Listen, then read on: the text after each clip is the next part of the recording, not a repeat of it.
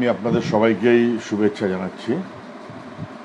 একটা কঠিন সময়ের মধ্যে মানুষ আছেন, মূলত গৃহবন্দী। বিকাল সন্ধে তো বটেই, যদিও সকালে এখন কার্যত বাজার, দোকান, রেশন, ব্যাংক, এসব মদের দোকান, এসব মিলিয়ে যা আমাদের রাজ্যে চালু করেছে, যেন মনে হচ্ছে লকডাউনটা নেই।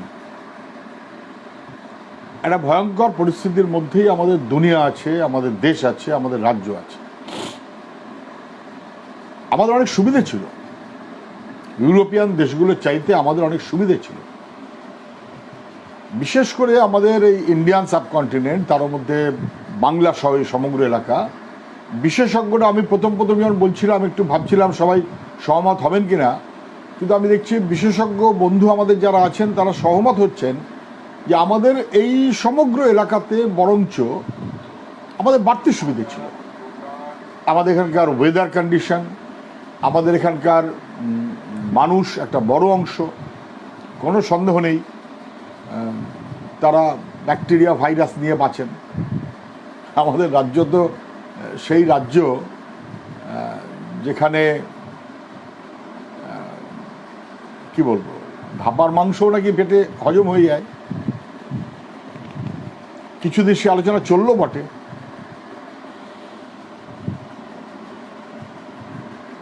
অনেক জিনিস আমরা সহ্য করতে পারি, ইমিউনিটি, ন্যাচারাল ইমিউনিটি আমাদের বেশি, ইউরোপিয়ানদের চাইতে অনেকটা বেশি, বিভিন্ন কারণে, যে সেসব তর্ক বিতর্কের একটা সময় নয়।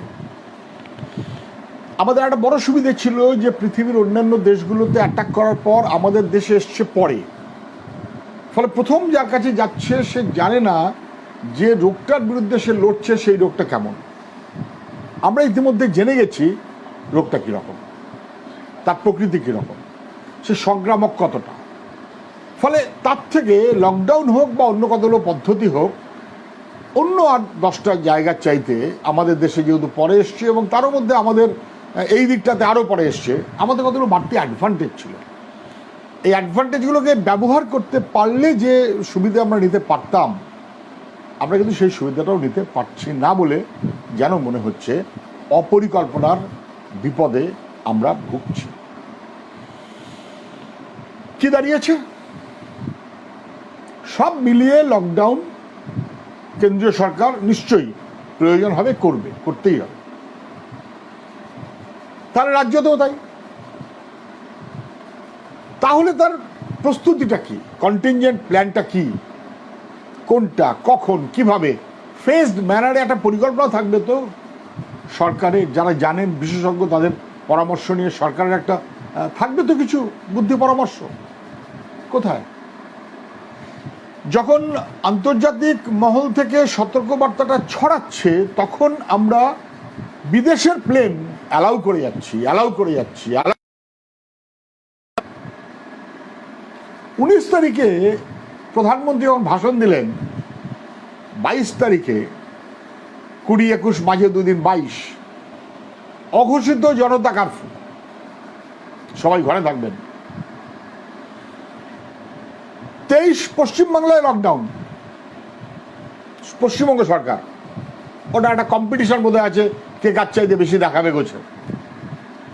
বন্ধুত্ব যাই থাক, বাইরে একটা দেখানো হবে। 24 তারিখ রাত 8টার সময় প্রধানমন্ত্রী অ্যানাউন্স করলেন রাত 12টা থেকে লকডাউন, 4 ঘন্টার সময়। 8টার সময় ডিমনিটাইজেশন ঘোষণা, 12টা থেকে রাত্রি। মনে পড়ছে আমাদের দেশের বিধ্বস্ত অর্থনীতিকে কার্যত ঠেলে দেওয়া হলো, সেই দিকে বিপর্যস্ত করা হলো অর্থনীতিকে। 8টার সময় বলে 12টা, এটা একটা, আমি জানি না কার পরামর্শ উনি 8টা আর 12টা মেনে নিয়েছেন, কিন্তু 8টার সময় বললাম 12টা থেকে লকডাউন। তুমি চিকিৎসা করতে গেছো চেন্নাইতে, তোমার ফ্লাইট কাল সকালে কি ট্রেন কাল সকালে, নো, এখন তুমি জেনে গেলে তুমি যেতে পারছো না। অসহায়। 19 তারিখ জানাতে পারতো, 19 তারিখ জানাতে পারতো যে ভাই 24 তারিখ রাত্রি 12টা মানে 25 তারিখ থেকে লকডাউন।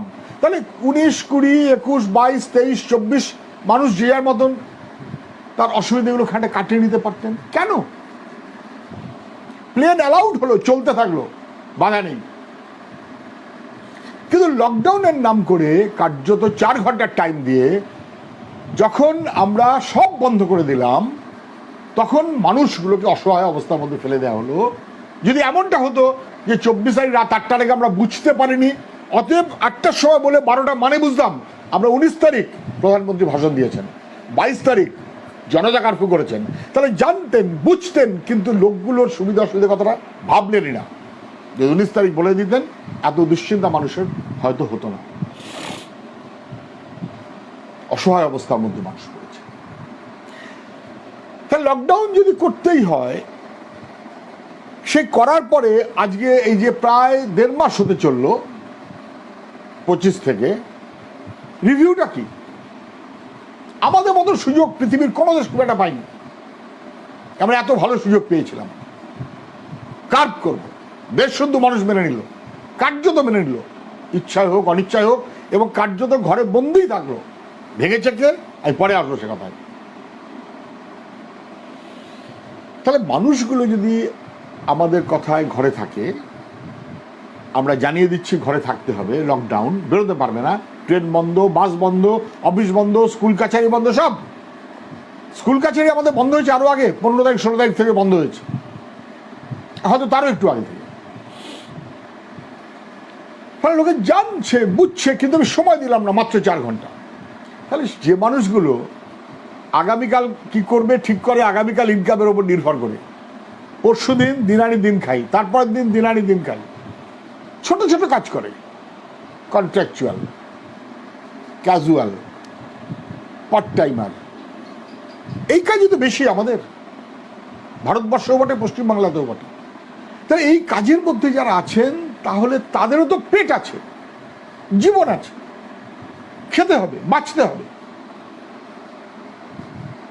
কি ব্যবস্থাপনা নেই।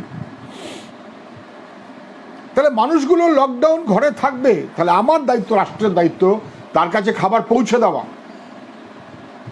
সে ঘর থেকে বেরোবে না, খাবারটা পৌঁছে দেবো।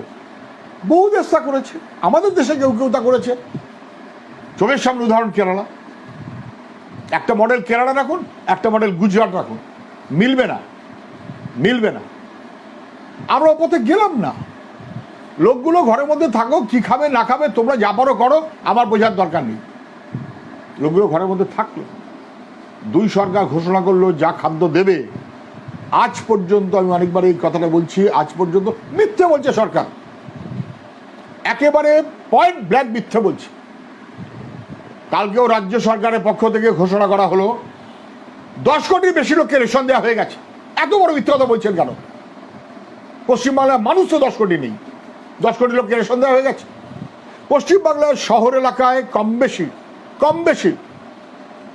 20, 25, 30% মানুষ রেশন নেয় না। গ্রাম এলাকাতেও 5, 7, 10% মানুষ রেশন নেয় না। গ্রাম এলাকাতে অথবা শহর এলাকাতে খোঁজ করে দেখুন, এমন কোনো গ্রাম এলাকা বা শহর এলাকা নেই যে যার রেশন দরকার, যে রেশনের উপর ডিপেন্ডেন্ট গরিব মানুষ দিন আনি দিন খাওয়ার মতন করে চলেন। সবার রেশন কার্ড আছে না, ডিজিটাল কার্ড নেই, পুরোনো কার্ড আছে, স্লিপ পাননি।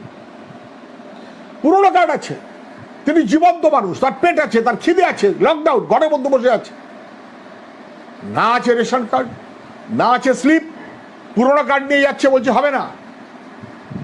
ফর্ম ফিল আপ করো 3 নম্বর, কদিন ঘুরে ফিরে বেড়ালো, বললো হবে না। কেন? ফর্ম ইস্যু হয়ে গেছে, কার্ড ইস্যু হয়ে গেছে। তাহলে কি করতে হবে? যদি না পেয়ে থাকেন, হারিয়ে গেছে বলতে হবে। হারিয়ে গেল কোথায়? কোথায় এই কার্ডগুলো? কোথায়? কার কাছে? ভূত, ভূত রেশন ব্যবস্থার মধ্যে ভূত, ভূত ঢুকে আছে, জানে না। যারা ভাষণ দিচ্ছেন 10 কোটি মানুষ রেশন, এমনি 10 কোটি মানুষ কার্যত রেশন দেওয়ার যে স্কোপ, কদিনে 5 কোটি দিয়েছেন ইত্যাদি ইত্যাদি, ও অঙ্কে মিলছে না, গায়াবই অঙ্ক, গোজামিলের অঙ্ক বলে দিচ্ছেন। নির্ভেজাল গরিব মানুষ খেতে পায় না, কষ্টে আছে। সারা রাজ্য জুড়ে বিভিন্ন অংশের মানুষ, আমি কখনো কথাটা বলবো না শুধু বামপন্থীরা, কিন্তু অবশ্যই বামপন্থীরা প্রদর্শকের মতো, পথপ্রদর্শকের মতন সামনে আছে।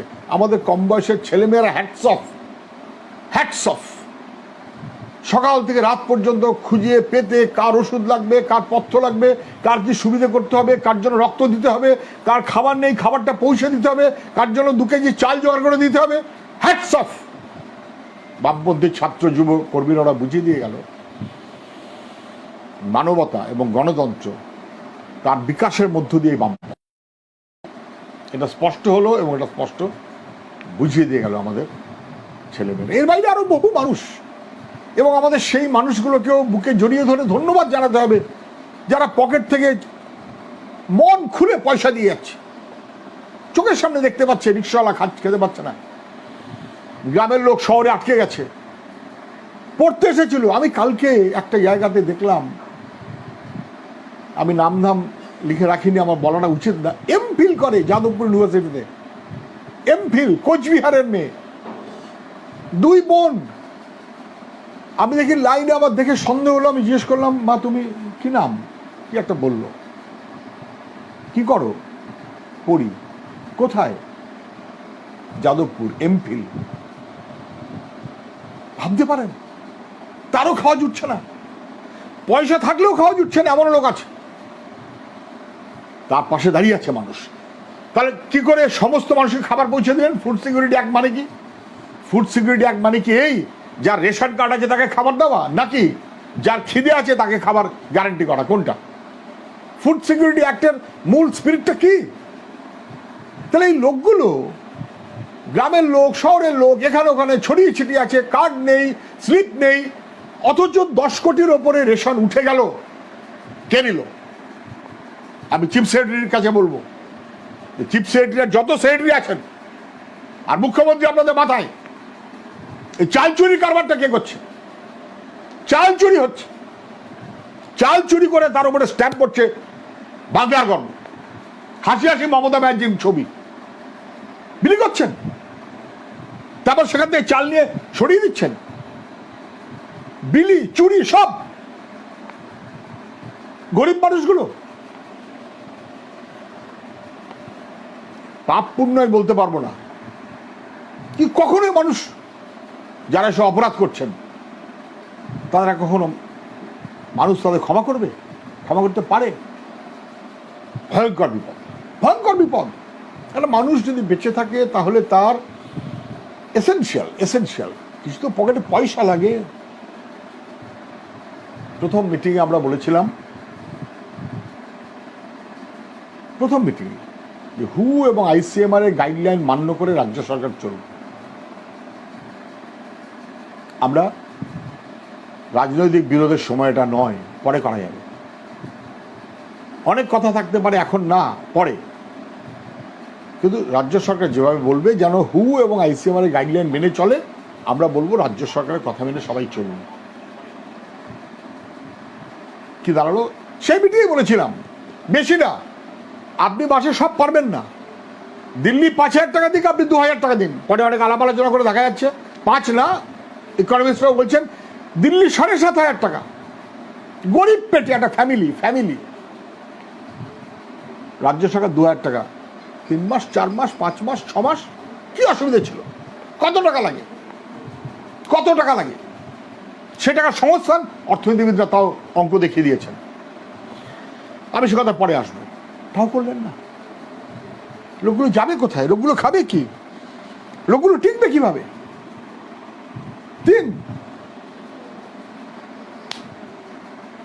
সবাই বলছেন পরিযায়ী শ্রমিক। আমি বলছি পরিযায়ী শ্রমিকটা ঠিক শব্দ না। ওরা মহারাষ্ট্রে পরিযায়ী শ্রমিক, ওরা বিহারে পরিযায়ী শ্রমিক, ওরা তামিলনাড়ুতে পরিযায়ী শ্রমিক, কিন্তু বাংলার মানুষের কাছে ওরা আমাদের বাংলার মানুষ, না আমাদের নিজেদের লোক। ওরা আমাদের কাছে পরিযায়ী নয়। অন্য ক্ষেত্রে পরিযায়ী আমাদের অপরাধী। এমনভাবে আমাদের রাজ্য সরকার চলছে, গ্রাম শহর কাজ নেই। সরকার মিথ্যে কথা বলে, মিথ্যে তথ্য দেয়, চ্যালেঞ্জ করলে দাঁত মুখ খেঁচায়, তারপর পালিয়ে যায়। অনেকবার হয়েছে, এটা বুঝে রাখতে পারেন। আমি সবার জ্ঞাতার্থে জানাচ্ছি, একাধিকবার আলোচনা করতে করতে বিধানসভার বাজেট অধিবেশন, বোধহয় আলাপ আলোচনাটা হলো ফেব্রুয়ারি মাসে বলেই মনে হচ্ছে, আমরা নির্দিষ্টভাবে প্রস্তাব দিয়েছিলাম, প্রত্যেকবারই আমরা প্রস্তাব দিই পজিটিভ কি করলে ভালো হয়। এই যা তর্ক বিতর্ক হলো, খারাপ মন্দ সরকার যা করলো, তারপরে 1 2 3 4 অন্তত এইগুলো করুন in the interest of the people. এবার আমরা খুব সুনির্দিষ্ট একটা প্রস্তাব, আগে অনেকবার আলোচনা করতে করতে বাজেট আলোচনার সময় আমরা সুনির্দিষ্ট প্রস্তাব দিয়েছিলাম যে আমাদের রাজ্যের কত মানুষ বাইরে কাজ করেন জানা আছে? সরকারের কাছে তথ্য নেই। আমি শুনলাম কেউ একজন বলছিলেন 2 লক্ষ। হাসি পায়, কিচ্ছু জানেন না, কিচ্ছু জানেন না। গ্রামকে গ্রাম উজাড় হয়ে বাইরে ঘুরে বেড়াচ্ছে, মজুরি পর্যন্ত আমাদের রাজ্যে তারা পায় না, কাজ নেই, শিল্প কলকারখানা 12টা বেজে গেছে। সব মিলিয়ে জীবনের তাগিদায়, জীবিকার তাগিদায় আমার রাজ্যের মানুষগুলো মা বাবা ছেড়ে, স্ত্রী পুত্র ছেড়ে আনন্দে আছেন না, কষ্টের চোটে বাইরে আছেন। বাঁচবার জন্য রাজ্য সরকারের হেলদোল নেই। নির্দিষ্টভাবে প্রস্তাব দিয়েছিলাম গ্রাম পঞ্চায়েত ব্লক ভিত্তিক এদের নামের তালিকা করা হোক, 1 এবং 2 তার পারপাস, লকডাউন ছিল না, তার পারপাস ছিল বাইরে আমাদের মানুষ মাঝে মধ্যে হ্যারাসড হন, খুবই হ্যারাসড হন, তাদের একটা বাংলার রাজ্যের সরকারের পক্ষ থেকে পরিচিতি পত্র দিয়ে দেওয়া উচিত। যেমন আমাদের কাছে তথ্য থাকবে তেমন তাদের কাছে পরিচিতি পত্র থাকবে। 2 এবং 3 রাজ্যভিত্তিক আমাদের তাদের দেখবার জন্য ঠিক এই কথাটা বলেছিলাম, যেমন মিশন থাকে বিভিন্ন দেশের জন্য, আমাদের রাজ্যের এই গরিব মানুষগুলো যাদেরকে পরিযায়ী শ্রমিক বলা হচ্ছে তাদের জন্য একটা রাজ্যভিত্তিক মিশন আমাদের করে দেওয়া উচিত। যে তামিলনাড়ুতে যে সব মিলিয়ে 2.5 লক্ষ মানুষ আছে ধরা যাক, কি মহারাষ্ট্রে যে সব মিলিয়ে 3 লক্ষ মানুষ আছে ধরা যাক, সেই 3 লক্ষ মানুষের খোঁজ খবর রাখার জন্য আমাদের এখানকার ছেলে বিদেশে পড়তে গেলে যেমন আমাদের দূতাবাস খোঁজ রাখে, তাহলে আমাদের রাজ্যের এত মানুষ বাইরে আছেন এবং এত বিভিন্ন ধরনের কাজ তারা করেন, গুরুত্বপূর্ণ সেই কাজ করে তারা রাজ্যকে টাকা পাঠান, রাজ্য তাদের সুবিধে পায়, সমৃদ্ধ হয়, রাজ্যের ইন্টারেস্ট। কিন্তু সেই মানুষগুলোর একটা তথ্য তালাশ সহ খোঁজ রাখার একটা বন্দোবস্ত করা হোক। 1 লিস্ট, 2 আইডেন্টিটি কার্ড এবং 3 তাদের জন্য স্টেট ওয়াইড একটা টিম আমাদের সরকারের তরফ থেকে নজরদারি করার জন্য, খেয়াল রাখার জন্য, খোঁজ রাখার জন্য, তথ্য তালাশের জন্য থাকা উচিত। এইবার বাজেটে খারাপ লাগে সরকারের তরফ থেকে বক্তব্য যখন রিপ্লাই যখন দিচ্ছেন, একটা শব্দ খরচ করার মতো যোগ্যতা সরকার দেখায়নি। আজকে কি হচ্ছে, ওই মানুষগুলো গত 1.5 মাস ধরে কার্যত প্রায় খাওয়া নেই। বিশ্বাস করুন, আমি অন্তত রোজ ফোন পাই, এরকম সবাই পান, অনেকেই পান, আমি একা পাবো কেন? কাঁদে, ভরসা করে আমাদের। যতটা সম্ভব সেখানে আমাদের কোথায় কার কি পরিচিত আছে যা সাহায্য করা হোক। সন্দেহ নেই ট্রেড ইউনিয়ন, যুব সংগঠন দুরন্ত কাজ করেছে, দুরন্ত। আমি নাম ধরে ধরে বলে কাউকে ছোট করতে চাইব না। মহারাষ্ট্রে আমাদের কর্মী কি অসম্ভব কাজ করলো, এখনো করে চলেছে, শুধু খবর পেলে আমি নামটা বলে তাকে ছোট করবো না। ব্যাঙ্গালোরে ওখানে কাজ করেন আমাদের কর্মীরা, যেহেতু আমি 2 জনের নাম জানি, বাকি 10 জনের নাম বলতে পারবো না, ওই অসম্ভব কাজ করছে, ভাবা যায় না। কেরালায় তো সরকার ওদেরকে বলেছে ওরা অতিথি, ওরা অতিথি, বাকি কেউ হয়তো অতিথি বলেননি। কিন্তু কেরালাতেই হোক, ব্যাঙ্গালোরেই হোক, বম্বেতে হোক, গুজরাটে হোক, গোয়াতে হোক, দিল্লিতে হোক, অজস্র বামপন্থী কর্মী বা এর বাইরেও অনেক মানুষ আছেন, তারা পূর্ণ সাহায্য করছে। সরকার কি করেছে? আমাদের রাজ্যের সরকার পরিযায়ী শ্রমিকদের জন্য একটা কারাগরি কিছু করেননি, খোঁজ রাখেননি, খবর দেননি। প্রথম মিটিংয়ে বলেছিলাম এদের জন্য আলাদা হেল্পলাইন করুন রাজ্য ভিত্তিক, এদের জন্য নোডাল অফিসার করুন রাজ্য ভিত্তিক, যেমন বাজেটে বলেছিলাম। এই সময় আবার বললাম, দেখুন লেখাপড়া দেখুন, একটা শব্দ আজ পর্যন্ত 1.5 মাসে সরকারের তরফ থেকে উচ্চারণ করলো। এই কদিন আগে একটা শেষ মিনিটে হেল্পলাইন করেছেন, জীবনে কেউ খুঁজে পায় না, নোডাল অফিসার কেউ খুঁজে পান না। আরে রাজ্য ভিত্তিক করুন, অন্য রাজ্যগুলো রাজ্য ভিত্তিক করেছে। এই মানুষগুলো কি কষ্টে আছে, খাওয়া জুটছে না। আমি অনেককে বললাম একটু থানায় কি করে যাব, নামতে পারছি না। থানায় গিয়ে যে বলবে যোগাযোগ করবে, পারছে না।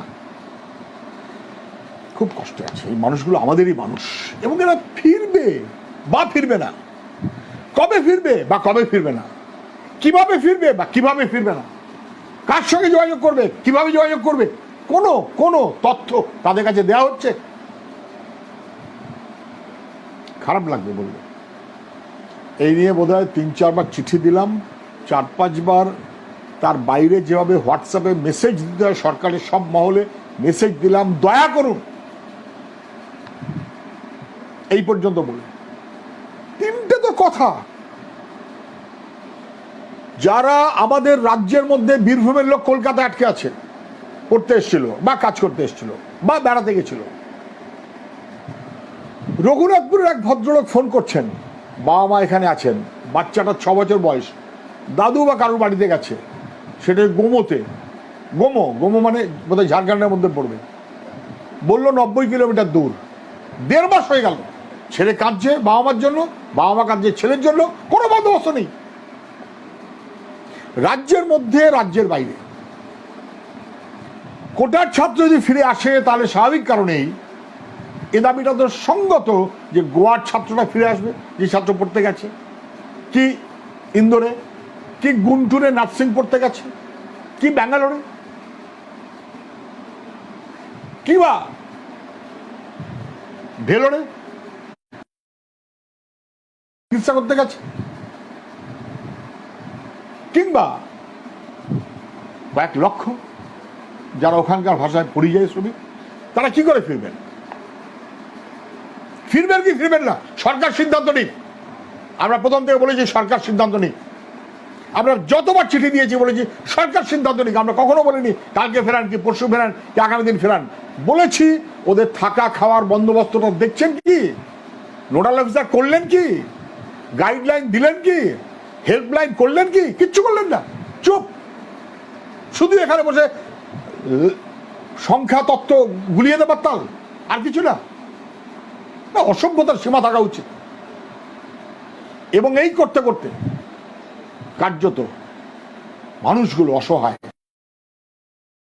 মানালি, সিমলা, ওই চত্বর প্রচুর কৌশানি বেড়াতে গেছে না, তাই কেউ পেটের টানে গেছে, কেউ চিকিৎসার টানে গেছে, কেউ কোনো জরুরি কাজে গেছে, কেউ কোনো অজরুরি কাজে গেছে, কিন্তু গেছে, কেউ পড়তে গেছে। সে লোকগুলোর রাইট নেই। আমাদের রাজ্যের মধ্যে এক জায়গা থেকে আরেক জায়গায় যাবে, কোনো গাইডলাইন নেই আজ পর্যন্ত। এতদিন বললাম একটা গাইডলাইন দিন। আমি ভাবছি, আবারও বলবো, মাননীয় মুখ্যমন্ত্রী, আপনি তো মুখ্যমন্ত্রী, দায়িত্বটা তো আপনার।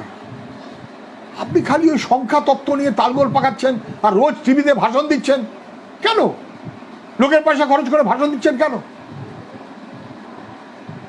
দুর্ভাগ্য আমাদের, এটা খুব খারাপ হচ্ছে। আমি বলবো অবিলম্বে রাজ্য সরকার, আবার শুনে রাখুন, রাজ্য ভিত্তিক নোডাল অফিসার, তার নাম্বার, হেল্পলাইন এবং গাইডলাইন, সে কার কাছে যাবে, কার কাছে নথিবদ্ধ করবে, রাজ্যের সরকার তাদের সঙ্গে যোগাযোগটা কিভাবে করবে, কালকে আসবে না পরশু আসবে, পরশু আসবে না তারপরে আসবেন, প্রোটোকল মেনেই করুন। আমরা কখনো বলবো না প্রোটোকলের বাইরে গিয়ে করুন। যথাযথভাবে টেস্টিং করুন, টেস্টিং করে যে পাস বাড়িতে হোম কোয়ারেন্টাইন, যে পাস না সে ইনস্টিটিউশনাল কোয়ারেন্টাইন, যা নিয়ম আছে করুন। শুধু ওই ইনস্টিটিউশনাল কোয়ারেন্টাইনের নামে জেলখানা করে দেবেন না, জেলখানার চেয়েও খারাপ করেছে, ওটা করবেন না। আর রাজ্যের মানুষগুলো কবে ফিরবে, কিভাবে ফিরবে, সঙ্গত প্রশ্ন। এবং তার সঙ্গে সঙ্গে খুব গুরুত্বপূর্ণ প্রশ্ন হচ্ছে, এই সব আমরা ছেড়ে দিচ্ছি চিকিৎসা। কোভিড আক্রান্ত মানুষের চাইতে কোভিড আক্রান্ত নয় সেই মানুষের চিকিৎসার সংকটটা বেশি ছাড়াক্ষণ। প্রথম মিটিং আমরা বলেছিলাম আইসোলেশন করে দিন, কোন হাসপাতালে কোনটা। আচ্ছা, এত মাননীয়া রোজ যে ভাষণ দেন, এতগুলো মাল্টি স্পেশালিটি করেছে, multi super speciality, multi speciality না, মাল্টি সুপার স্পেশালিটি, এতগুলো হাসপাতাল যে করেছিলাম, আমরা অনেকবার বলছিলাম যে নীল সাদা রং হয়েছে, বাড়িটা তৈরি হয়েছে, বাড়ি তৈরির কমিশনের ভাগাভাগি হয়ে গেছে, কিন্তু ওগুলো কি ঠিকমতো চালু হলো? প্রথম মিটিং আমরা বলেছিলাম যে মাল্টি স্পেশালিটি হাসপাতাল বলে আপনি যেগুলোকে বলছেন, একটু শহর চেয়ে দূরেও বটে, সেগ্রিগেটেডও বটে, আইসোলেশনও বটে, আপনি কি করবেন? আপনি ঠিক করুন যে আপনি চাইলে সেগুলোকে সেন্টার করুন। করলেন না। এদিকে বলছেন 68টা না কটা হাসপাতাল নিয়েছে, এখন শুনছি মেডিকেল কলেজও আবার নেবেন, অথচ ওদিকে বলছেন বাড়িতে বসে চিকিৎসা হবে। মানুষ কি এত বোকা? মানুষকে বুঝতে পারছে না, সব ধরা পড়ে যাচ্ছে। শ্মশানে কোথাও কোথাও স্থানীয় মানুষ রাত জাগছে, হঠাৎ করে ঘুম খাপ ঢুকিয়ে দিচ্ছেন। কেন ঘুম খাপ ঢুকিয়ে দেবেন? কেন? একটা লোক মারা গেলে তার তার মর্যাদা আছে, মরেও তো শান্তি নেই, ছেলে মেয়েও টের পাবে না। কি ব্যাপার? না মমতা রানীর সরকার চলছে। আরে কি মমতা রানীর সরকার চলছে? সব কতজন মানুষ চিকিৎসার জন্য এসছে, চিকিৎসা করে কি পেলেন? আইসিএমের সঙ্গে ঝগড়া করার টাইম এটা নয়, কনফ্রন্টেশন নয়, কোঅপারেশন। আমরাও তো তাই বলেছি। রাগ হচ্ছে প্রচুর, বুঝতে পারছেন? প্রচুর রাগ হচ্ছে, কেন? অপদার্থ সরকার চলছে, মানুষের সর্বনাশ করছে, কিলিং ফিল্ড বানিয়ে দিচ্ছে হাসপাতালগুলোকে, শ্মশানে তার টের পাওয়া যাচ্ছে। রাগ হচ্ছে ভয়ঙ্কর। লকডাউনের সময় সরকারের কথায় চলো সবাইকে আমরা তাই বলেছি। কি করছেন? নিজেরা ভাবছেন সব।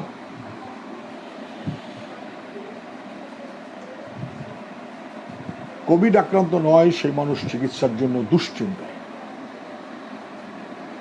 পাড়ায় ডাক্তার পাচ্ছেন না, হাসপাতালে গেলে পাচ্ছেন না, ওখানে গেলে এই লিখে আনতে হবে, সেখানে গেলে সেই লিখে আনতে হবে, ওখানে গেলে ওই বলতে হবে, আর সব বিলবিশ করে দিলেন।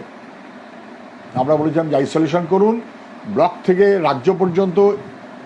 সূর্যকান্ত মিশ্র স্বাস্থ্যমন্ত্রী ছিলেন, ক্যাটেগরিক্যালি বলেছিলেন রিপোর্টিং সিস্টেমে গন্ডগোল করবেন না, বিপদে পড়ে যাবেন। শুনলেনই না।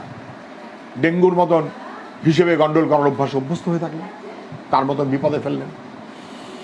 এবং করতে করতে এখন যেটা দাঁড়িয়েছে, বুঝে রাখতে পারেন যে মানুষ ভরসা করতে পারছে না, একটা বড় হাসপাতাল বন্ধ হয়ে যাচ্ছে। কার ভালো হচ্ছে? কার লাভ হচ্ছে? স্বাস্থ্যকর্মী সবচাইতে বেশি আক্রান্ত বোধহয় আমাদের রাজ্যে। এত বেশি আক্রান্ত অন্য কোনো রাজ্যে নেই। কেন ম্যাডাম?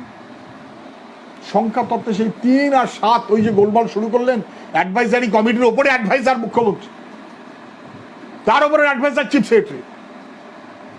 এখন আবার দেখছি চিফ সেক্রেটারি আবার অন্য সেক্রেটারি এসছেন, এবং এসেই লম্বা লম্বা ভাষণ দিচ্ছেন সবাই। কেন?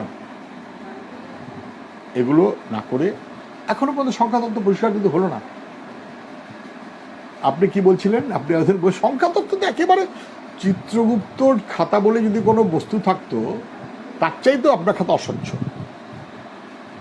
আপনি যে বলেছিলেন 105, তার মধ্যে 33, 105 করোনা পজিটিভ, 33 জন করোনায় মারা গেল, তাহলে বাকি 72 জন করোনায় মারা যায়নি, কিন্তু করোনা হয়েছে। সেই অঙ্কটা এখনো মেলাতে পেরেছেন? সেই তালিকাগুলো মেলাতে পারবেন? অনেকবার দেখানো যে ড্রাফট ডেথ সার্টিফিকেট, ভয় অনেকবার দেখানো হয়েছে ডেথ সার্টিফিকেট চলে গেছে করোনা, দাঁড়াও সরকার এবার ডেথ সার্টিফিকেট দেবে, আরেক কোন দপ্তর সরকারের, তাতে করোনা লেখা থাকবে না। চোখ রাঙিয়ে চিকিৎসা হয়, চোখ রাঙিয়ে বিপর্যয় মোকাবিলা হয়। ইনক্লুসিভ, সবাইকে জড়িয়ে দিয়ে করবার কথা, এক্সক্লুসিভ একদম আমি আর কেউ না। খুব খারাপ হচ্ছে। এটাতে বিপদ আমাদের আরো বাড়ছে বলেই যেন মনে হচ্ছে। কলকাতা, তার সঙ্গে হাওড়া, তার সঙ্গে অন্য কোনো জেলা, আমরা সবাই মিলে এই যুদ্ধ জিততে হবে, সবাই মিলে সে লড়াইটা আমাদের করতে হবে। সরকার লোকের খাদ্য এবং পকেটের পয়সা দেখুক, বাইরের রাজ্যে অথবা রাজ্যের মধ্যে বাইরের যে লোক আছে, মানে রাজ্যের ইন্ট্রাস্টেট, রাজ্যের মধ্যে এক জায়গা থেকে আরেক জায়গায়, সেই মানুষগুলো কিভাবে যাতায়াত করবেন না, কিভাবে করবেন না, গাইডলাইনটা প্রকাশ করুন, যেটা স্পষ্ট থাকবে। এটা এখনো করেননি। অফিসাররা দুই একশো বলছেন হ্যাঁ স্যার দেখছি, হ্যাঁ স্যার দেখছি, হ্যাঁ স্যার দেখছি। তো স্যারটা আবার কি? সবই তো ম্যাডাম, সবই তো ম্যাডাম। তার মাঝখানে আবার হাজার রকমের তালগোল পাকাচ্ছেন। এগুলো বন্ধ করে মানুষগুলোকে বাঁচাবার বন্দোবস্ত করুন। আমি বলবো লকডাউনের পরের পরিস্থিতিটার জন্য আমাদের সবাইকে তৈরি থাকতে হবে, বিশেষ করে সরকার। ইকোনমিস্টরা বারবার বলছেন এরকমটা নয় যে এই ধাক্কাটাই হয়ে গেল, 3 দিনের দিন শেষ হয়ে গেল, নাও হতে পারে, আবার ফিরতে পারে, আবার ফিরতে পারে, আবার ফিরতে পারে, নাও ফিরতে পারে। বিজ্ঞান তো লড়াই করবেই, নিশ্চয়ই ভ্যাকসিন বেরোবে, নিশ্চয়ই বেরোবে। এই যুদ্ধে আমাদেরই জিততে হবে। করোনা ভাইরাস বুঝিয়ে দিয়ে গেল যে একটা ছোট্ট শক্তিরও কিরকম দাপট থাকে। যত বড় ট্রাম্প হওয়ার, মোদি হওয়ার, মমতা হওয়ার, এক লাইনের 3টে লোক, তাদের চাইতে এই ছোট শক্তি কম না, বুঝিয়ে দিল।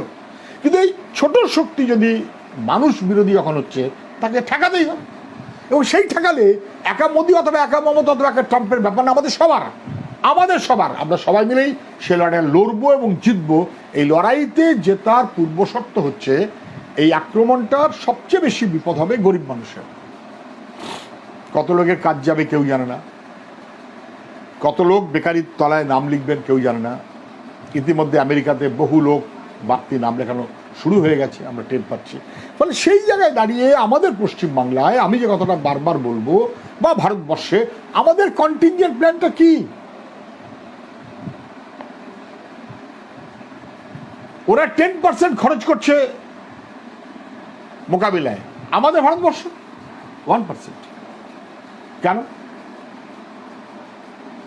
কি করতে হবে? সবাই যেটা বলছেন সেটা হচ্ছে এই, যদি গাছটাকে ভাই বাঁচাতে হয়, গাছে এখন পোকামাকড় কামড়াচ্ছে বড্ড বেশি, ইনসেকটিসাইড তো দিতেই হবে। কিন্তু শুধু ইনসেকটিসাইড দিয়ে কি গাছটা বাঁচানো যায়? তলায় খুঁজতে হবে, জল দিতে হবে, সার দিতে হবে। দেশের অর্থনীতি নির্ভর করে অর্থনীতির মন্ত্রীর মগজের উপর নির্ভর করে নয়, অর্থনীতি নির্ভর করে কৃষকের ফলার চাষ যে করবে কৃষকের চাষের ক্ষমতার উপর নির্ভর করে।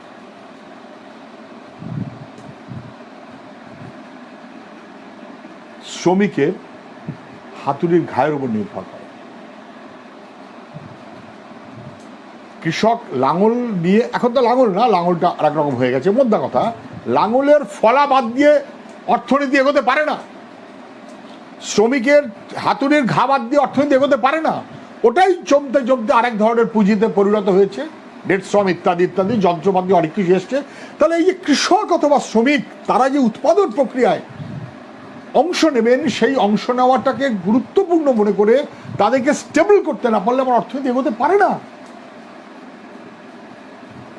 বলছে কেউ কেউ যে 200 কোটি মানুষ বিপর্যয়ের মধ্যে পড়বে। আমাদের ভারতবর্ষে অনেক অনেক রকম ফিগার দিচ্ছে না, ফিগার নিয়ে এখন কোনো চর্চায় যাচ্ছে না, এটা নিয়ে আরো চর্চা হচ্ছে, হবেও নিশ্চয়ই। আমাদের পার্টির সব বিশেষজ্ঞদের নিয়ে যেরকম মত আমরা বুঝি, আমরা সেই ইতিমধ্যে জানিয়েছি সরকারকে, সরকার মানবে মানবে না সরকারের ব্যাপার। কিন্তু যদি কৃষক অথবা শ্রমিক, শ্রমজীবী মানুষ, যারা আমাদের সমাজের সংখ্যাগরিষ্ঠ, হিউজ সংখ্যাগরিষ্ঠ, সেই মানুষ তার পেটের খিদে সামলিয়ে এসেনশিয়াল জিনিস তার মতো করে যত কিনতে যাবে, তার মানে তার হাতে যত পয়সা থাকবে কিনবার মতন, তত বাজারের ডিমান্ডটা বাড়বে। ডিমান্ডটা যত বাড়বে তত দোকান বাজার জ্যান্ত হবে, জেগে উঠবে। আর দোকান বাজার যত জেগে উঠবে ডিমান্ডের উপরে ভিত্তি করে, তত সাপ্লাই দেওয়ার জন্য কোম্পানি ম্যানেজমেন্ট তারা কাজ করতে পারবে, ইঞ্জিনিয়ার অমুক তমুক তারা কাজ করতে পারবে। তাহলে কারখানাতে শুধু মাল তৈরি হলে দেশের উৎপাদন এগোয় না, অর্থনীতি এগোয় না। উৎপাদন হয়, অর্থনীতি এগোয় না। তাহলে উৎপাদিত পণ্য, সেই পণ্যের চাহিদা এবং সেই অনুযায়ী যোগান দেবে ওরা, চাহিদা তৈরি করবে তলাকার মানুষ। যদি 200 কোটি মানুষের চাহিদা নষ্ট হয়ে যায়, তাহলে অর্থনীতি মুখ থুবড়ে পড়বে। তাহলে তলাকার অংশের মানুষ এই কারণে বারবার এই অমর্ত্য সেন বলুন, অভিজিৎ বিনায়ক বন্দ্যোপাধ্যায় বলুন, রঘুরাম রাজন বলুন সহ সবাই, আমাদের পার্টিতে সীতারাম ইয়েচুরি সহ সবাই মিলে যে কথাটা বলছেন, আমি দেখছি বিভিন্ন রাজনৈতিক দলের সাংসদ যারা তারাও সে আলোচনা করছেন, বিরোধী দলের রাহুল গান্ধী সহ সবাই মিলে একটা ভাবতে চাইছেন। এই সমগ্র ভাবনার পরিপ্রেক্ষিতে মূল যে কথাটা এসে দাঁড়ায় সেটা হচ্ছে এই বড়র গর্ব করে লম্পজম্প বন্ধ করো, তলার অংশের মানুষের পকেটে খাদ্য পৌঁছে দাও, পেটে পকেটে পয়সা পৌঁছে দাও, খাদ্য খিদেটাকে সে সমাধান করে পকেটে যে তার পয়সা থাকে বাজারে কিনতে যাবে, একমাত্র সেটাই আমাদের অর্থনীতির রিজেনারেশনের মূল ভিত্তি। তার সঙ্গে সঙ্গে অনেক কথা আমি তার মধ্যে যাচ্ছি না। কৃষিক্ষেত্র, কৃষির বাড়তি যে ক্ষেত্র মানে মৎস্য চাষ সহ বিভিন্ন রকমের যা থাকে, ছোট শিল্প,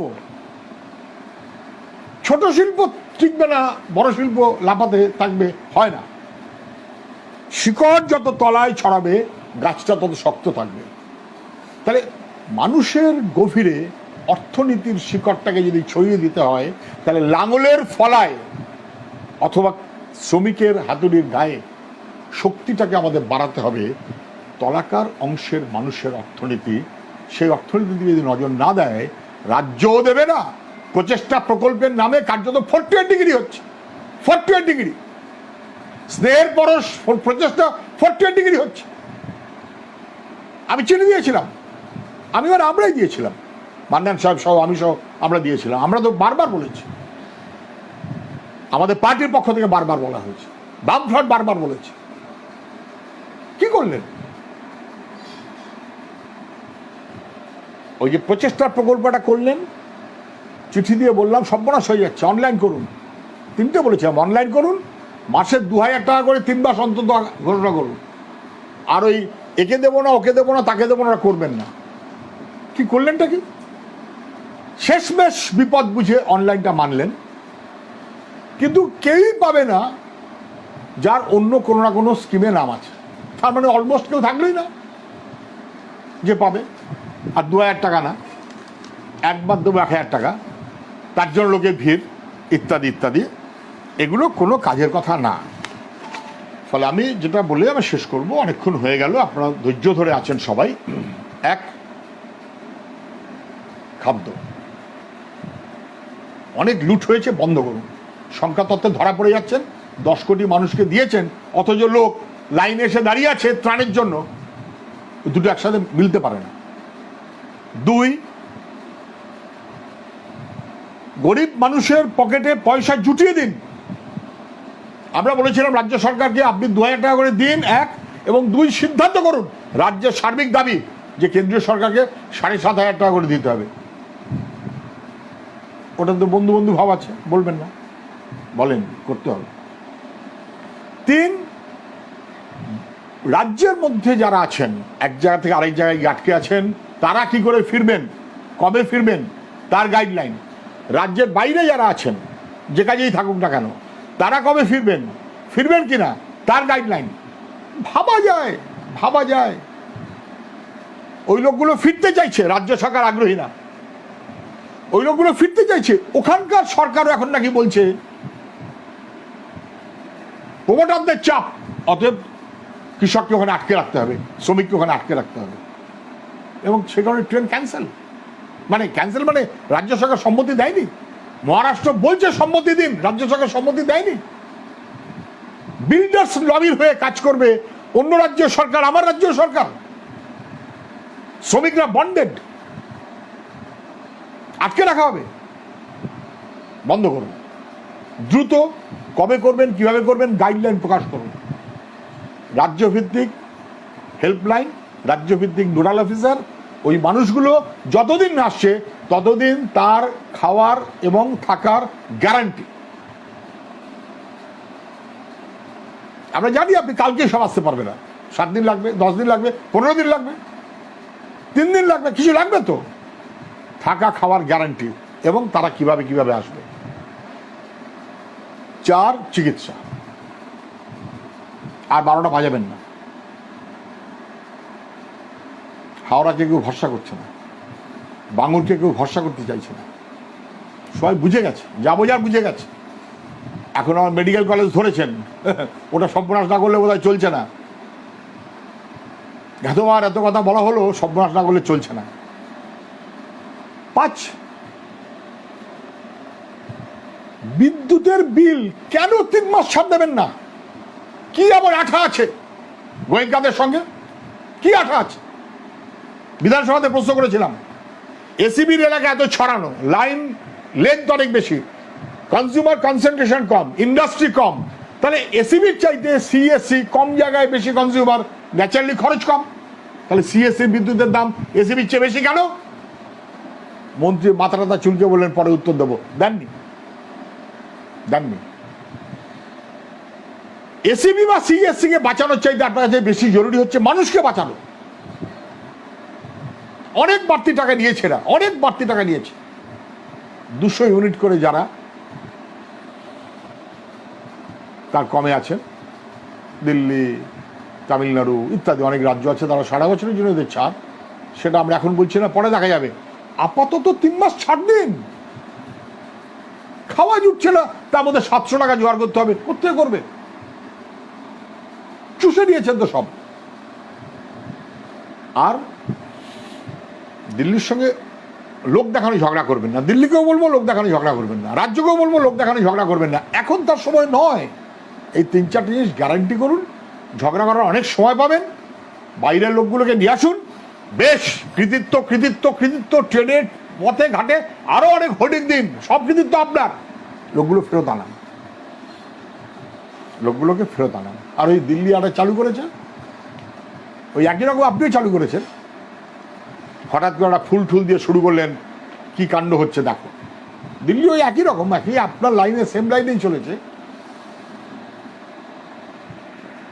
প্লেনে করে নাকি হেলিকপ্টারে করে হাসপাতালের মাথায় ফুল ছেটাচ্ছে, তারপরে হাসপাতালের আশপাশের রাস্তায় ফুল ছেটাচ্ছে। আরে হাসপাতালের রাস্তায় এবং তার আশপাশে দরকার প্রতিষেধকের বন্দোবস্ত, ফুলের বন্দোবস্ত নয়। আপনি ফুল ছোটাচ্ছেন, পেটের খাদ্য দিচ্ছেন না। ফুল ছোটাচ্ছেন, পকেটে পয়সা জুটিয়ে দিচ্ছেন না। ফুল ছোটাচ্ছেন কিন্তু মানুষের ঘুম কেড়ে নিচ্ছেন। এটা চলতে পারে না। এগুলো খুব বিপজ্জনক, অন্যায়, খারাপ হচ্ছে। সেই কাজটা আর করবেন না।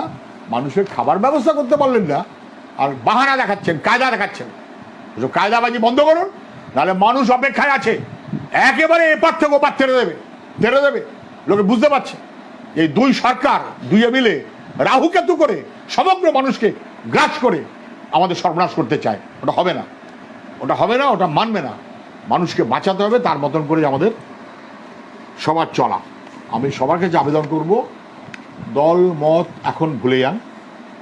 লকডাউনে ঐক্যবদ্ধভাবে মানুষকে বাঁচাতে হবে। দল মত থাকলো পরে আলোচনা করবেন, যে যার কৃতিত্ব তখন বলবেন।